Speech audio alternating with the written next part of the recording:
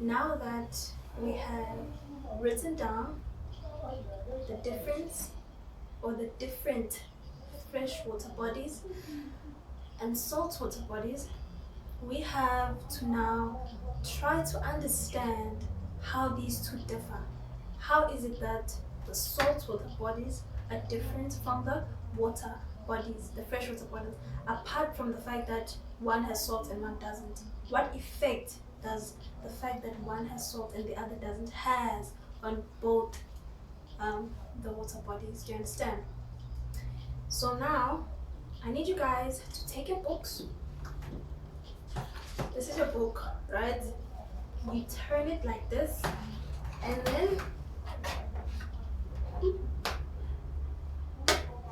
then you draw something similar to a table. When you draw your table, you gotta write glass A and then glass B.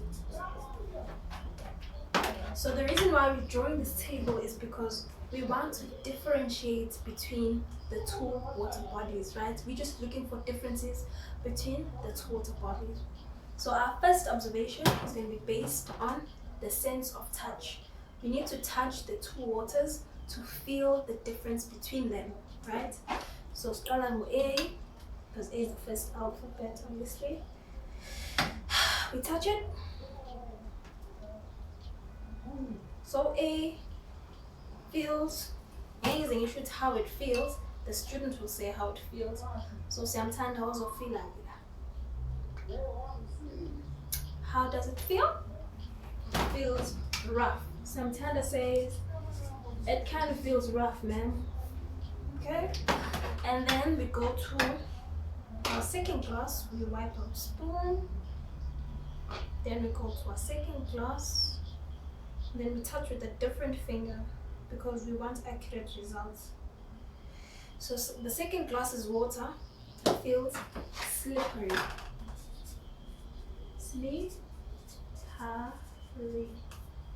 Right, so that was our first observation. So the fact that there is already a difference between these two water bodies means that one of them has salt and the other doesn't. And that's basically what we're testing. Our second observation now is going to be tested by an egg.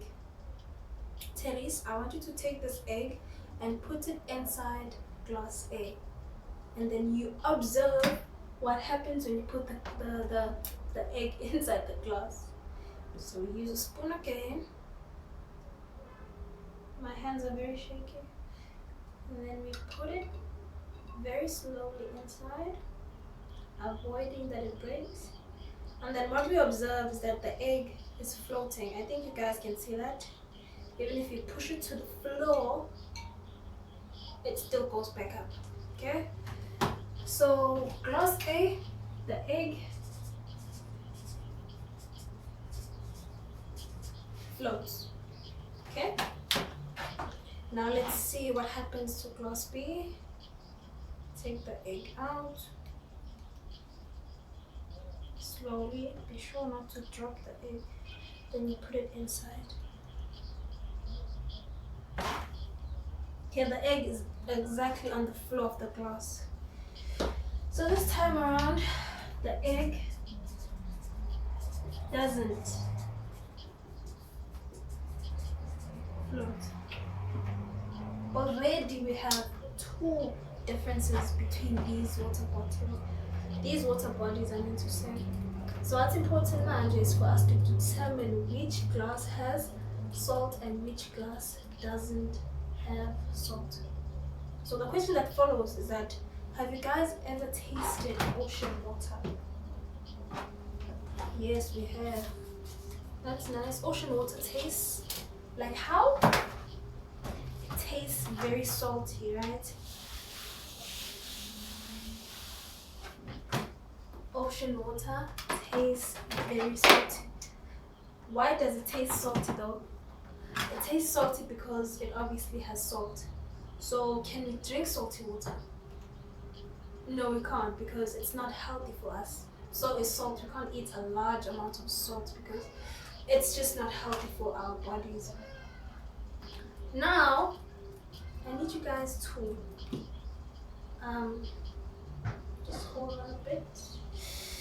I'm looking for something.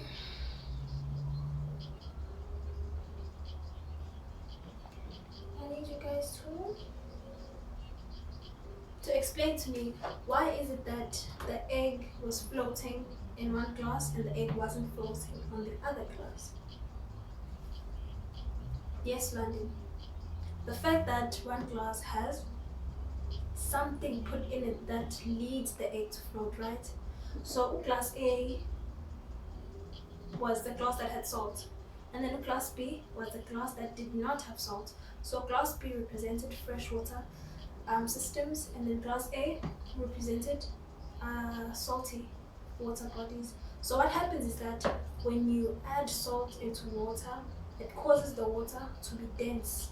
So when you add the egg inside, the density of the egg cannot measure to the density of the salty water. So that's what pushes the egg towards the surface of the water. But then in the freshwater body, when you put the egg inside the freshwater, the egg sinks right to the floor, because in this case, the egg is denser compared to the fresh water because it has no salt. Do you understand?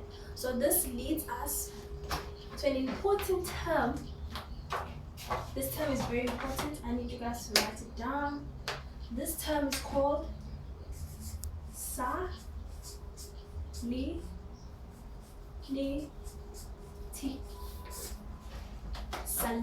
Salinity. Salinity is basically what measures the saltiness of the water. It just tells us how salty the water is. So glass A had a high level of salinity because it had a lot of salt. So now, guys, I need you to do something very important for me. There's a task that I'm going to give you.